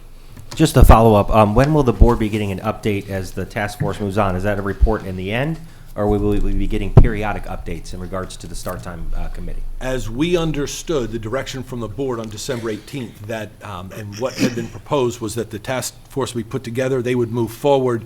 They're meeting monthly. They've had their first meeting already during February. They're slated to meet in upcoming March. And through until June, and we had not planned on bringing any updates or report until September. That was what that has changed. The board will have to direct the superintendent otherwise, but that was what we had understood on December 18th. Thank you. Ms. Korbelak. Since we're seeing basically a virtual tie here, there's a 143 vote difference in the total votes. I do see, though, that the middle and high school families, 54.3% of the middle school families and 62.3% of the high school families were in favor of the shift of 13 minutes. But the elementary school families there was a 57.8% no. So I do think we are best served by awaiting the results of the task force in September instead of making this shift at this time and then maybe having to shift it back. However, I do have a motion that I would like to bring forward today, and that is to amend the 2014-15 school calendar to allow for that 2-hour late arrival on the high school exam days in January and June. I think this year when we had that snow day, or the late arrival from the snow, we heard a lot of feedback from the students who were taking exams that day that they benefited from having an extra couple of hours of sleep. So I would like to know if that's something feasible and maybe see if it's seconded and bring it up for discussion. All right, so there's been a motion that's been made and seconded. And so first thing I guess you'd like to do is ask staff for their thoughts on it. Correct, particularly if it would be costly at all. So instead of coming in on time and leaving 2 hours early, they would come in 2 hours late and leave on time. Right. Having about 30 seconds to think about it and form an opinion, I don't know what the costs would be with regard to changing the bus schedules because we'd be running the routes differently. With regard to the operation of the school, as I think about as a principal, the staff is coming in at their normal time anyway and working through their normal day. I know that teachers are used to grading their exams that day. For instance, they give the exam and then they take that afternoon as the building empties out and grade their exams and are working on grades subsequently to prepare those for report cards. If I understand what you're asking, they would then be doing that next morning. They'd have the morning free to do that prior to the next exam. And while I think it's probably doable, I certainly would want to seek input from some of our teachers and principals as well. Before I answer the cost implications, Ms. Korblack, I'm sorry, for the record, Alex Sheknov is Chief Operating Officer. Is the proposal for the entire school district to be delayed 2-hour opening or only the high schools? I think it would need to at least be the middle and high school because they're taking high school exams too in some cases. So I would propose the whole district. Okay, if it's the whole entire school district, then it's possible. You could not delay just the high school or just the middle school because their buses, remember, are later utilized for elementary school. If the whole entire school district, every child, start to finish, is delayed universally 2 hours, then there is not per se a transportation-related cost. Mr. Jackson. Thank you, Mr. Sheknovich. That's exactly what happened over this past ordeal when we went 2 hours late. I mean, our entire district moved and shifted with the fact that high school exams had to happen. Therefore, middle school shifted. Therefore, elementary school shifted. Did that cost us another $1 at the school system level because of that? Not talking about removal of snow and all that other stuff, but just that particular scenario. Did that cost us another $1 this year? No, sir, it didn't. Thank you. Ms. Ritchie. Why I'm not fundamentally opposed to this anyway, I don't feel comfortable voting on this right now with so many unknowns. One of the pieces is that while it was very good for high school students and they were really appreciative of being able to stay a little later and to study a little bit more and all, what is the cost impact and what is the impact to families then, and so forth, because they've got to shift their kids, which is not a problem, but I mean, it's just one of those kind of pieces. I would, and you're talking about for the calendar year 14-15. So we could defer this for 2 weeks to get some of these answers back. Would you feel comfortable doing that? I mean, that would be my question, because I wouldn't not want to do it, but I would want to make sure we have some answers and stuff and have some conversations, because if teachers are if the normal way of doing business is to take the test and then 2 hours later, at the end of the day to grade the test, what's that shift going to mean to teachers as well and stuff? And those are just, I think, conversations we need to have. It doesn't preclude it from happening, but we should make sure that everybody's on board before we shift it around, because Ms. Brandenburg, followed by Mr. Pruski. Thank you. Excuse me. I just wanted to make a quick comment too. Although it appears that this is sort of a tie with just 143 votes, I'm not really quite sure that it's exactly what's going on. And the reason I suggest that is if you look at the results, we had 4,100 elementary school families respond, or students, families, and we had 3,600 high schoolers respond. I have over twice as many elementary schoolers as I do high schoolers. And I made the comment last time, part of my concern with doing this was that high school Start School Time Louder group has been active, it's loud, and they're easy, able to organize and get their vote out. And so I think that if the elementary schoolers voted at the same rate at which the high schoolers voted at, it would be closer to 60-40 or somewhere in there. I haven't done the numbers, but it would shake somewhere out like that. I loved Stacy's proposal. I love the idea of shifting it. 2 hours later, we had an email from somebody within the county. I thought it was a really reasonable thought. However, I really would like to get some more information. I would also like to wait till the results of the task force come in September, only because this is what we asked them to look at and to do. And we've charged them with doing that, and I think we should give them a chance to look at all the different options and things that might be on the table for us moving forward. Thank you. Mr. Pruski. Thank you, Madam Chair. First of all, I'm going to let Ms. Tudor speak because I know you came up and you serve on calendar committees, as do I, in another district.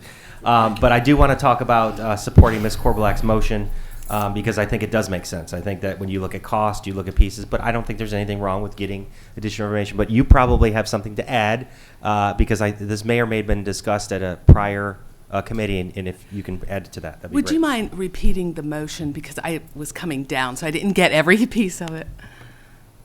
The motion would be to amend the 2014-15 school calendar so that on the high school exam days in January and June, the students would come into school 2 hours late and leave on time instead of coming in on time and leaving 2 hours early.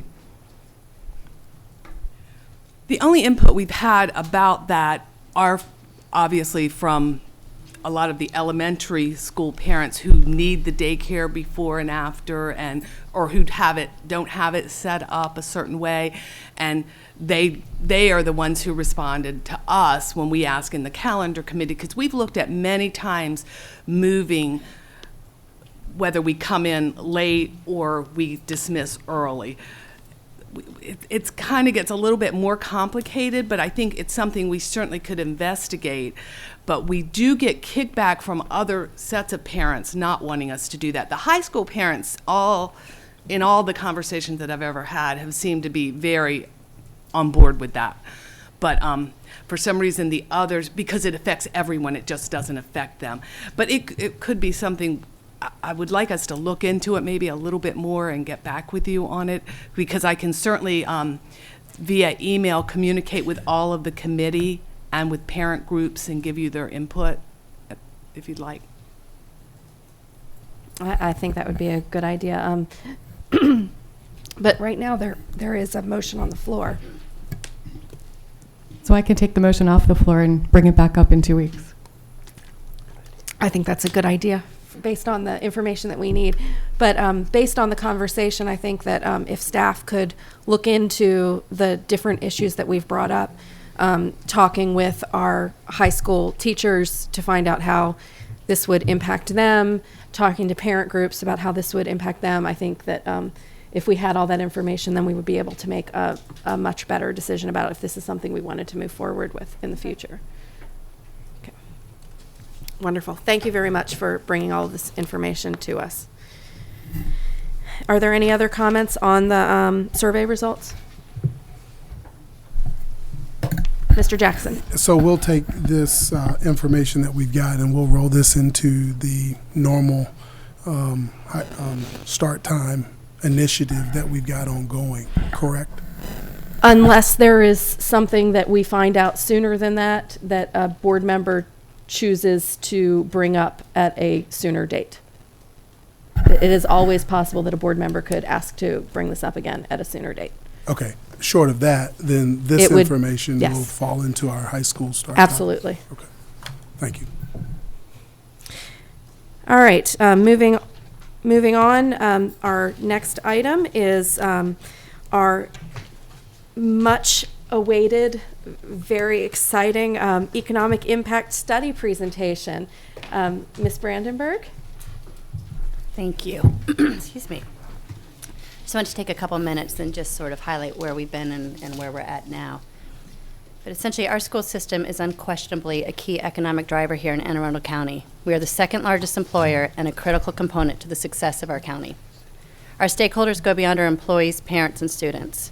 This board and this school system are accountable to all taxpayers, residents, our elected officials, local businesses, communities, local business community, and others.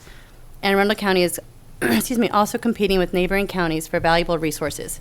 There is no doubt that a strong and successful public school system gives our county a distinct advantage in this battle. At our last meeting, the board approved our requested operating and capital budgets for the next fiscal year. We are asking for more than $1 billion in operating money alone. More often than not, the conversation is unfortunately about the size of our budget rather than the investment in our children and the return on that investment that benefits our county as a whole. That is why this board commissioned Beacon to do this study. We want to change this conversation. It is one thing to say we have 16 Maryland Blue Ribbons or 12 National Blue Ribbon schools, and it's also great to point out that our seniors last year were offered more than $127 million in scholarships. But what does that mean to the average taxpayer? What does it mean to our county government, to our local business owners, or to those who don't have children in our school system? Public education is a long-term investment, and this study helps to quantify that investment. It looks at local spending and employment benefits affiliated with our operating and capital budgets, the value of degrees awarded, the cost avoidance of public services, and the economic impact on local wealth that Anne Arundel County Public Schools provides. We started the process by having conversations with various stakeholders across the county to share the concept of our study and look for input and their unique perspective. From these conversations, we were able to draft a detailed scope of work from which our study was created. I am truly hoping that this is a starting point for a different kind of conversation. I know the entire board feels this way. Rather than hearing the Board of Education takes half our budget, it would be so refreshing to hear we invest in education because it is critical for the success of our county. This board and the school system have spent considerable time working in synergy with the county government to help achieve the county's long-term aspirations and goals. That's how it should be, because after all, we all are Anne Arundel County. Thank you. Thank you and good afternoon. Alex Sheknovich, Chief Operating Officer. We're fortunate today to be joined by two members of Beacon, which is the Business, Economic, and Community Outreach Network Unit of Salisbury University, the Purdue Business School at Salisbury University. In a brief moment, we're going to turn the computers on and turn the floor over to Dr. Derricker and his assistant. I don't know if it's morning or afternoon, but whichever it is, good morning, good afternoon. Thank you very much for having us here. Thank you very much for giving us the opportunity to do this study with you. And from my very personal perspective, thank you very much for allowing my graduate assistants to learn by doing. We're all educators, experiential learning opportunity for them to see how dollars and cents work in an economy. This is a very exciting study, as you said just a moment ago. And it is a very informative study. But before I get to talking about the results about our study, I want to take a moment to brag a little bit. Sarah Bunch, Assistant Director of Beacon, is one of your products. Anne Arundel County Public Schools graduate. She did 2 undergraduate degrees at the Purdue School in less time than it takes to do one. That wasn't enough, so she came back to an MBA, and currently she is at her dissertation stage of her PhD. So you can be very, very proud of one of your products. We're not letting her go. Don't get any ideas. But we're going to talk about people like Sarah in just a moment, the graduates who leave and might or might not come back. Beacon, as you heard, is the Business, Economic, and Community Outreach Network of the Business School. It exists for 2 reasons. One, to do these kinds of studies for public and private sector decision makers for them to be able to make better informed decisions. The other reason is the one I mentioned earlier, to give our graduate students hands-on experiential learning opportunities. And each study starts with a series of client meetings, a scope of work is developed, a study team is put together, data is collected, information is gathered, models are built, dashboards are designed, and when everything is done, a report is generated and presentations are made. And this is why we are here today. The study report in front of you currently says final draft. Snow happened, so we're 2 days behind our own schedule. We've got little final things to correct. The past 2 days, our campus was closed, so we weren't able to cross all the T's and dot all our I's. When we do an economic impact study, economic value study, we do something very interesting and very sort of bizarre, if you will. We look at your economy and say, what would happen if this particular economic engine never existed? It's a hypothetical exercise, but it's a methodologically sound way of looking at its impact. If you remove the economic engine from that particular marketplace, you immediately know what you're going to lose. So therefore, corollary of that is the presence of this economic engine, i.e. the public school system here, is the economic value added to your local economy. The way we calculate this is based on 4 different variables, and Sarah, if you would go to them. The first one, we look at the actual operations. You heard this is a $1 billion operation. It's the second largest employment engine in the county, and it is a huge, huge economic contributor by virtue of its presence, just spending the money on the school operations, on salaries, on vendors, and all related activities. And also families of the students spending money for a variety of activities. We also look at the value of the degrees awarded. Obviously, an educated workforce, an educated population is going to do better than a less educated population. So the outcomes, the educational outcomes of your school system have economic value attached to that. So our job was to take a look at that economic value, quantify it, and say what really does it mean to have an educated population at the level that you're producing your outputs, people like Sarah. We also looked at the economic development impacts. This is my world. I'm an engineer with an MBA and training in economics, and most of what we do is in economic development. Beacon has been now in existence for 25 years. This is about either just below or just over 1,000th study that we've done in these kinds of things. And always the question that is asked is, what makes this a good place to live, work, and play? What makes this a good place to establish roots, family? What makes this a good place to attract businesses to? What happens when somebody is trying to attract a new business into town? First question they're going to ask is going to be about the workforce. Is your workforce well-educated, well-trained, trained, and trainable?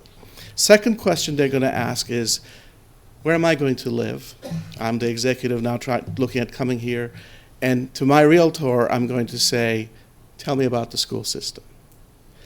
All those questions and the answers to those questions have economic value.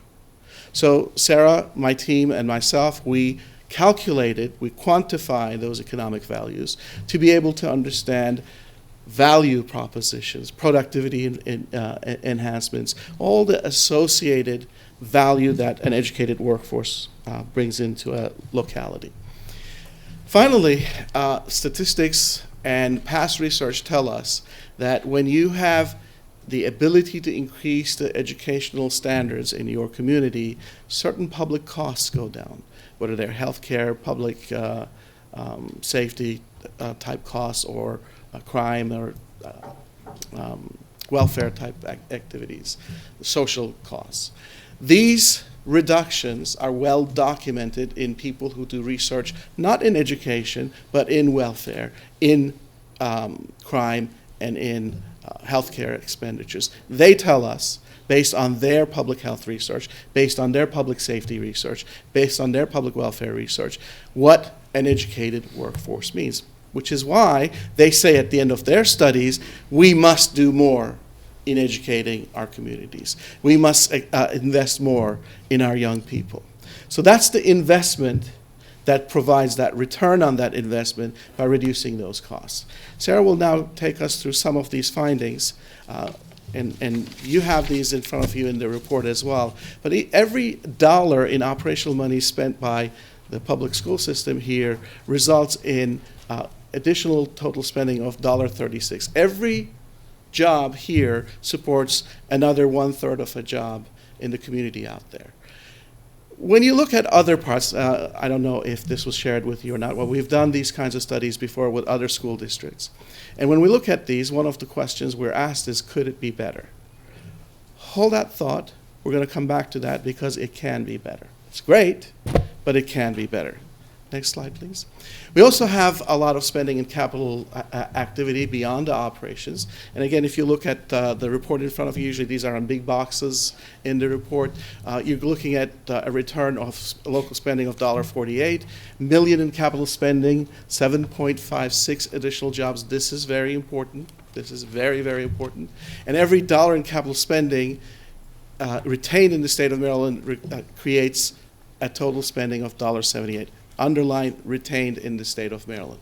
We're going to talk in a moment about the concept of leakage.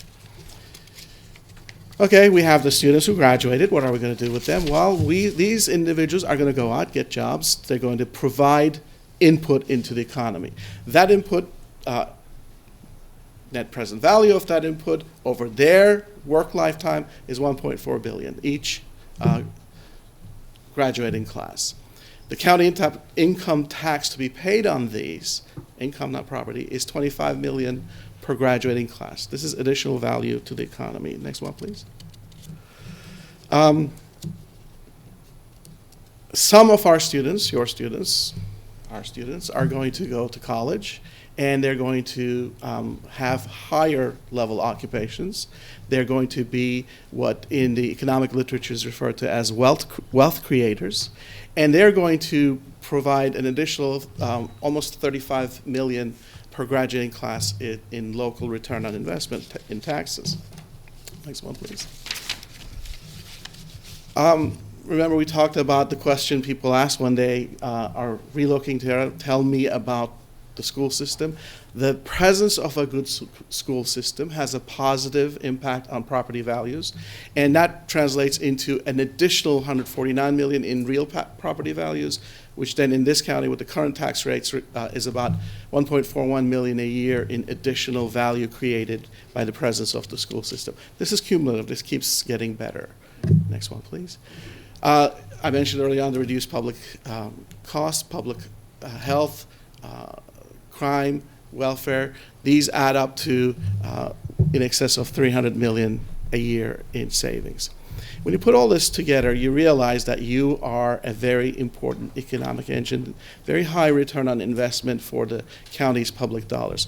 In public investments, there are two types of investments that have the highest return on investment. One is highways. Makes sense because commerce happens. We have to get from point A to point B to work, play, and interact, and exchanges to take place. That's the hard investment. The soft investment, the hardware versus software, is your education. That's the second highest return on investment. You need to have an educated workforce. You need to have people who are going to be able to create new economic value, create new economic wealth, hire people, and that comes through improved education. That is why it has the second highest return on investment. Statewide, we always talk about agriculture being the number one industry. In reality, education is the number one industry because of its return on investment, even more so than the entirety of transportation investments. This is a message that gets lost. People don't talk about this. Because, as you said, it's a very large chunk of the budget, it's a nice target. Of course, I'm biased. I'm an educator myself. So it is now my job to help you educate your decision makers that this is not a cost, this is an investment. And it does have positive return, especially in this county. Next one, please. Here comes the one I kept saying we're going to talk about it. We're going to talk about it. Can it be better? Yes. The way it can be better is to reduce what we call the leakage. How does leakage happen? When your employees, your vendors, and your graduates not live here, but come here for transactions or not come at all. That is leakage. In different counties, return on investment can be as low as 30, 40, 50%. Yours is about 100%. It can be as high as 200%. The ones that have the higher percentage are the ones that keep more of their graduates or attract their graduates back after they go to college and create companies, businesses, good jobs, etc., to come back to the fold to provide that investment in your future. Counties that have higher leakage, such as Talbot County on the Eastern Shore, to a lesser extent Cecil County, they are mostly losing because it's too expensive to live in their counties, and very large number of their employees and their vendors live or operate in another county and come to that county to do the transaction. The monies they take, they spend elsewhere. That's the leakage. This is less of a problem here. The bigger problem is the leakage of your graduates, not a sufficient number of them coming back to invest back in the community. It's a public policy issue. In fact, if I were sitting in a decision-making capacity in this county, I would worry a lot more about that than the budget of the school system, because that has a bigger economic impact in terms of you're educating someone else's winner. Sarah. Okay. Once again, thank you very much for having us do this study for you. We are delighted with the response we've had from all of you in putting the study together. We've also created a tool that Sarah is going to demonstrate quickly. The question then becomes, this is a dashboard we created around the study. The question always is asked, well, what if? What if we cut the budget? What if we increase the budget? All those numbers I gave you are based on what is. But anytime somebody asks, what if it's higher or lower, usually we don't have an answer to that. This dashboard provides such an answer. This dashboard enables decision makers to say what would happen to those numbers if we reduced, if we increased. Sarah, would you demonstrate a little bit? So this is for the what-if scenarios are applicable to the economic and employment impact, specifically that first value chain that we discussed. So we can see our starting figures that are based on the assumptions that we used in our report. But if we looked at funding changes, and we can drill down here for more detail, we've been able to build in some equations already into the dashboard based on the different models that we've built and rerunning those models under some different scenarios to help show you right at your fingertips what it would mean in terms of economic and employment impact for changes to the budget. And that's, again, those changes that result, or that impact that results from the operating budget expenditures. The first tab of the dashboard shows the other values that we talked about, 2 through 4, with the crime savings cost or the public cost savings, the values of the degrees awarded. It's a very quick visual way to see the numbers that we've been discussing with you. This tool is the exact same tool used by Fortune 100 companies when they are making their billion-dollar decisions, to be able to take massive amounts of information and reduce it to actionable visual data. And the tool is available through us to all of you to be able to make these decisions, to be able to share these with other decision makers to see how their decisions are going to impact the outcomes we've been talking about and the outcomes you work so hard to achieve. With that, I'd be happy to answer any questions you might have. And once again, thank you so very much for having us here and allowing us to work with you. This was an outstanding project. Mr. Pruski? Thank you. I just have a couple of follow-up questions. First of all, this is amazing. I think you deserve a round of applause. I really do. Sarah. I always tell Sarah, if everything goes right, I'll take the credit. Anything goes wrong, it's her fault. We do prepare them for real life, don't we? I'm going to give Salisbury University credit along with the Beacon program. You guys did a great job. I do have some questions, though, and as you dig down a little bit deeper, and of course I could follow up. I don't want to take the whole board meeting. But when I was looking at the employment structure data, I was a little, shocked. We get the assumption that the federal government and state government is the majority of employment for Anne Arundel County citizens. But when I noticed the trade, transportation, and utilities being the highest at 21%, well, I'm thinking, well, maybe we're forgetting BWI Airport. We're forgetting, transportation in terms of goods around ports, things like that. So I was just curious, what would be included in that, in the trade, transportation, utilities? Can you give me a little bit more detail to clarify? First of all, a little background explanation. Employment data is collected by the federal government for statistical purposes that transcend local jurisdictions. It's collected more at the state level and the federal level, and sometimes it's difficult to apportion or allocate those numbers. When we look at it, we use a variety of sources. We look at local sources as well as federal government sources, and we make some assumptions. since we have to make some assumptions, we don't always hit it 100%. But these are validated assumptions, and they are valid distributions. And as you yourself mentioned, they fluctuate a lot. And then the second part of it is something you and I call transportation, they might not call it. They might call your school bus drivers transportation. So it's a little bit of a judgment call, but because our study uses what's called ceteris paribus, keeping all relevant variables standard, it's the delta you're looking at, the change you're looking at, and in that way it is working. Sarah, did you want to add anything? I believe we could get the exact classification for you as well from the U.S. Bureau of Economic Analysis, which is where we pulled these figures, and I'm sure in there they include the exact subcategories, so we could find that out for you. Great, great. And just one follow-up, because I know there may be other questions. I find amazing out of all this, one of the things, and correct me if I'm wrong in interpreting this in a different way, but the amount of construction jobs or materials of companies that are outside of Anne Arundel County doing business here. Mm-hmm. And of course, that's a question as a board or even the county executive or other people probably need to address is why aren't we having more folks who own construction businesses do construction in Anne Arundel County, especially at the level. And I don't know if you have a comment on that, but however, it is a very important policy variable.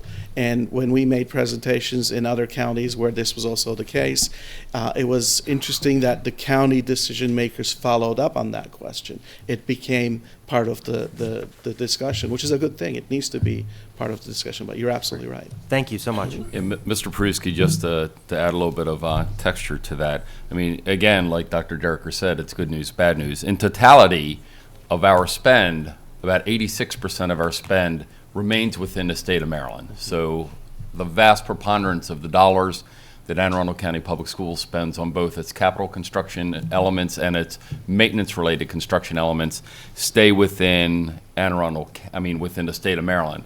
But you're right, it's a lower portion that stays in Anne Arundel County. Unfortunately, only about 11, a little bit more than 11% stays within the county. Yeah. Ms. Ritchie. So I'm not the numbers person, but let me. So what I gather from this is that if I was somebody who was making an investment in a Fortune 500 company, this would be a good investment. Oh yeah. Okay. And I was going to. So if I'm somebody who's getting gone to the stocks and so I'd be getting some good returns on those stocks. Absolutely. And would help me in my retirement. Very much. It's a little bit like a large corporation determining to train their existing employees to go one higher. They know that initially that's seen as a cost, but over time, those employees are going to enable them to make higher profits. So it's very similar. You're absolutely right. And so while it's really nice to beat up on the school system and talk about how horrible we are, we're actually really pretty good for this county. Absolutely. I mean, beyond what the normal stuff is in terms of our programs and what we offer our children, as a whole to the county, we're in pretty good shape. Yep. Madam Vice President, that is exactly the case, and that is something we have always known, but it is sometimes hard to quantify. So this study provides such quantification. The people who have always known that now will have the knowledge, the information, the data, the ammunition to be able to say, I told you so. I like it. Are there any other questions or comments? Ms. Brandenburg? As long as no one else has any questions or comments, I just wanted to say thank you. It was such a pleasure working with you guys. I really enjoyed every minute of it. And on behalf of the Budget Committee and everybody else, and of course, Mr. Sheknovich, thank you so much. It was really, really fantastic.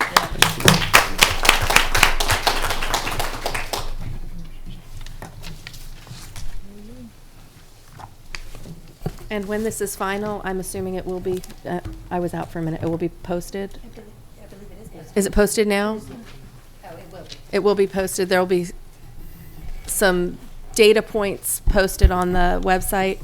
And when the actual report is finalized, will that also be Yes, posted? ma'am. The intention is that we're, much like if you were to view your homepage right now, you have a superintendent search tile, you had a school start time tile. It's going to be prominently featured as a tile on our homepage. And then when the user activates that tile, behind it then will be links to the finished copy of the report, the dashboard that Sarah presented Okay. for us earlier, and some other information that will be helpful to the user. Okay, wonderful. That way everyone can benefit from this information that we have now. Thank you very much. We're now going to move on to consent items, award of contracts. We have 2 items on our list, 6.01, site work and demolition for Severna Park High School replacement, and 6.02, taxi cab services. Is there a motion to bundle these items and move them from information to action? Second. There's been a motion to bundle them. All those in favor? Opposed? Motion passes. We now have a list of consent items. Your recommendation, Mrs. Perkins. Are we on 6.102? We're on both of them. Oh, you're going to do, okay, yes, I do have a recommendation. I recommend that the Board of Education award contracts, the bundled contracts. All right, there's been a motion that's been properly made and seconded. Before we vote on this, I do have public testimony. Mr. Navin Das.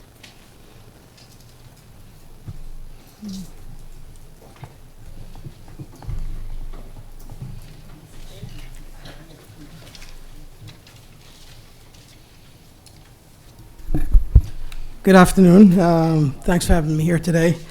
On January 8th, I was here representing Associated Cab, as I am today, and this contract was awarded to Cab Connection. And on that day, we Associated Cab, pledged a commitment to make sure that this transition was seamless. However, today, because that cab company has withdrawn, we are humbled by the opportunity to resume our long-standing relationship with this responsibility that take these children to and from school. And finally, as I testified on January 8th, I would like to applaud you and your staff for the work that you do to keep these less fortunate children in a steady classroom, which is really important considering their living situations, and we strive to be excellent. Thank you very much for the opportunity. Thank you very much. All right. Is there any other comment on these items?